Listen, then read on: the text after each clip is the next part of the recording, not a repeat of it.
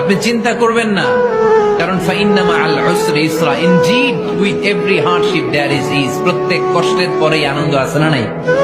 প্রত্যেক দুঃখের পরেই সুখ দিয়েছে কে? জীবনে কখনো হতাশ হবেন না। জীবনে যাই হয়ে যাক না কেন, কখনো হতাশ হবেন না। মনে রাখবেন, আল্লাহ আপনার রব, আল্লাহ আপনার সাথে আছেন ইনশাআল্লাহ। এই সমাজ আপনাকে যেভাবে শেখায়, কিভাবে শেখায়, এই যে স্কুল, কলেজ, ইউনিভার্সিটি, চাকরি, বিয়ে, সন্তান প্রতিপালন, আর তারপর ইন্না লিল্লাহি ওয়া ইন্না ইলাইহি রাজিউন, এই তো শেখায় নাকি? সবসময় মনে রাখবেন যে আল্লাহ রাব্বুল আলামিনের পরিকল্পনাই আপনার উপরে সবচেয়ে বেশি অগ্রাধিকার যোগ্য, সমাজের পরিকল্পনা নয়।